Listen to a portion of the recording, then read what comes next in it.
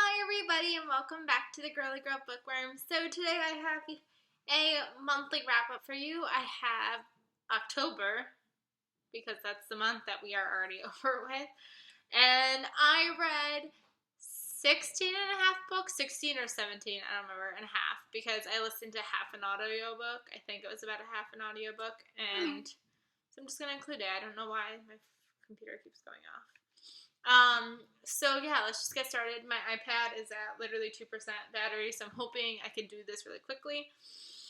The first book that I read this month was Godmother, The Secret Cinderella Story by Carolyn Turgan. Can't get a good angle on this because it's foggy and gross outside. I'm sorry. Is that better? No.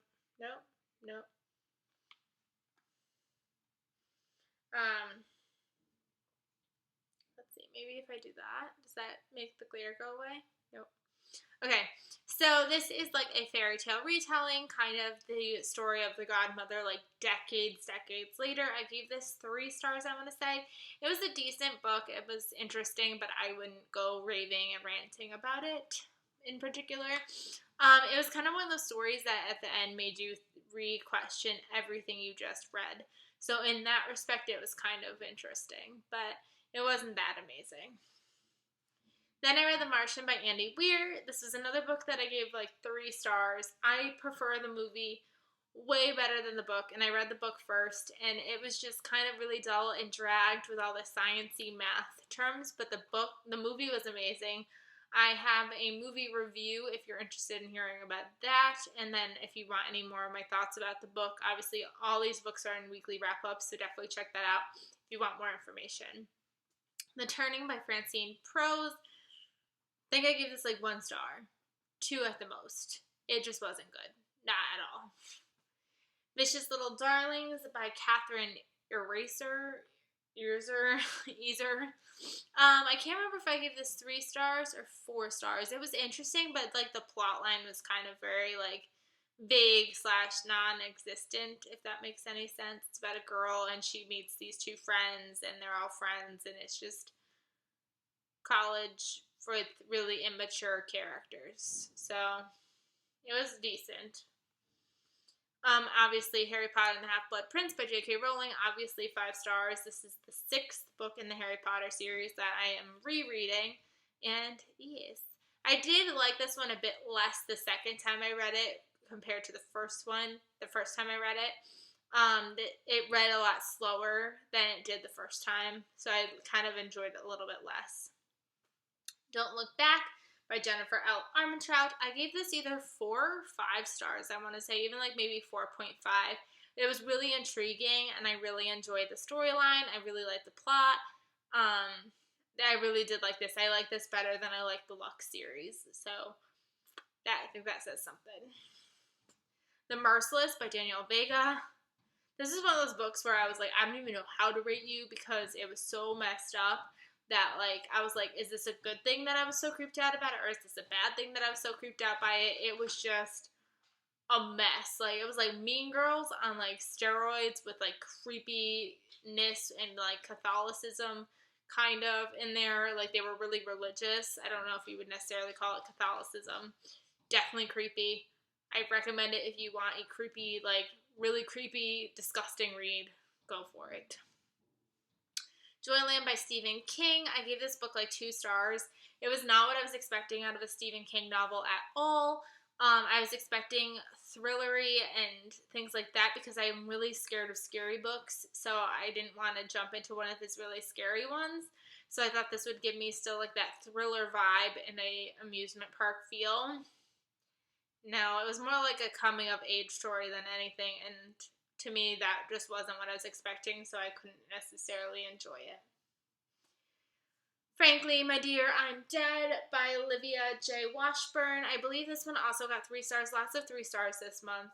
I just realized there's a picture that's missing, which means I have to go back and review another book for you real quick. This is one of those very average, generic mystery reads where it's just classic. Here's a mystery. Here's who did it. It wasn't anything special, but it wasn't anything awful either. I probably won't continue on with the series, but that's that. The Kissing Booth by Beth Reckles. I was trying to get away from all of the, like, scary reads, I guess that you can say that I was reading, and creepy reads, and this just was not good. It's written by a 17-year-old girl, and I tried to ignore that factor so much, but it was just so hard to look past, and it was just cheesy and repetitive and way too long for its own good, so I don't recommend this at all. The Nightmare Dilemma, because it wants to suddenly do that, by Mindy Arnett. This is the sequel to The Nightmare Affair, and for a while, because I couldn't remember what was happening in The Nightmare Affair, I did not enjoy this. But once I just, like, let that go and just enjoyed it for what it was, I enjoyed it so much more, and I gave this book 4 stars and want to get the last book. I read Pretending to Dance by Diane Chamberlain. This is her newest novel, and unfortunately one of my least favorite novels. I gave this book 4 stars. Not like it was really bad, it's just the main character was very, very immature in her past self. I have an entire video explaining my love of Diane Chamberlain and my feelings on this book, also in a weekly wrap-up, so definitely go check those out. Sorry, I don't know why that keeps doing that. Then I read Sisters Red by Jackson Pierce. This is the first book in the fairy tale retelling series. I think that's actually what it's called. I enjoyed this book. I believe I gave it 4 stars. The romance just did not add anything to it for me. It's a retelling of Little Red Riding Hood. I believe the rest of the series is companion novels, so I'm not really interested in getting into those. But I enjoyed this one for what it was worth. Then I read The Silkworm by Robert Galbraith, aka J.K. Rowling. This is the sequel to The Cuckoo's Calling, and I had to get to this one, especially with The Career of Evil just coming out. And I liked it a lot in the beginning, but I just don't think I liked the mystery aspect of this one. I really liked the first book's mystery better, like the crime that was involved. I still really loved the characters, and I really liked that kind of development, but it just kind of dragged on because I really wasn't into the mystery at all. It was just too gruesome, and just, I don't know, I don't really know much about a publishing world, so I didn't really care for it. Unlike the first one, which took place in the fashion world, and I like that one a little bit better. So I'm interested to see what the next book is like.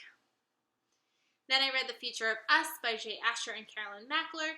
This book started off like I was so excited. I was like, yes, this is really good. But then I ended up giving it 3 stars. The feelings were there. And, like, the nostalgia was there in regards to, like, not having Facebook and things like that. You will hear more about this in my weekly wrap-up because I know I haven't wrapped this up yet. But it just kind of left it at that. It was just the nostalgia feeling. The rest of the story I didn't really care for, so I gave it 3 stars. Then I read Champion by Marie Lu. This book, oh my god. I was really, really, really, really, really enjoying this until the end. The end was just insane. This is the 3rd and final book to Champion. And it was just, to Champion, this is Champion, to Legend, and I'm sorry, but that ending just, like, it felt like you put that at the end of a sequel. You don't put that at an end where, like, there's no more books coming out. Like, you just don't do that. You just don't do that. Sorry. But, like, I liked this book a lot more than Prodigy.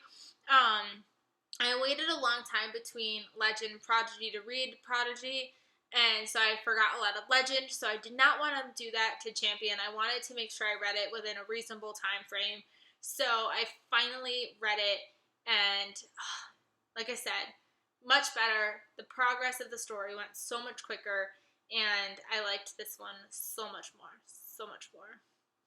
And then I half listened to Standoff by Andrew Smith. This is the sequel to Winger. I had this on audiobook, and I was like, this is the only way I'm probably going to read this book because I really did not like Winger. I got about halfway through, and then, like, my data was getting really messed up with my phone, so I couldn't keep listening to it. And I finally went to go back to it once my data was restored, and it was gone. So I don't know if I'm going to ever really finish it. I think I might just wait to find it, like, on Book Outlet or something for, like, $5 and then read it, but probably read it from that half. Like, I'm not going to reread it. This just reminded me why I hate him so much more. I really don't like these characters at all. So this just reminded me why I really didn't like Winger in the first place. So yeah. There's another book. I'm trying not to spoil you because there's one book on here that I've already read as well. I don't know where it went. I had a picture of it and everything. I must have deleted it when I went backwards by accident. I read, I'm going to see if I can find it really quickly on Goodreads, a review book, and I have a whole review about it on my blog, and I have a whole review of it, like a whole video just strictly about it. So definitely go check that out. And I read Born of Shadow by Sarah Benson, and this was sent to me by the author for an honest review, and it was really good. I gave it 4 stars. If you like Percy Jackson, you like Rick Riordan, you are going to love this book. This book takes place in Egypt, and it was really good. I really want to get to the sequel, so I can't wait till the sequel comes out so I can read it. So definitely go check my review out of this book, either on my blog or even the video, to get more details on this, because it's definitely worth the look. So those are the books that I read in October. So yeah, 17 and a half books. Let me know what you thought of any of these books down below, or any of your favorite books that you read this month, and let me know. Like I said, down below. And I'm going to make a TBR video next, so I have the hiccups now. Keep an eye out for that. I will see you guys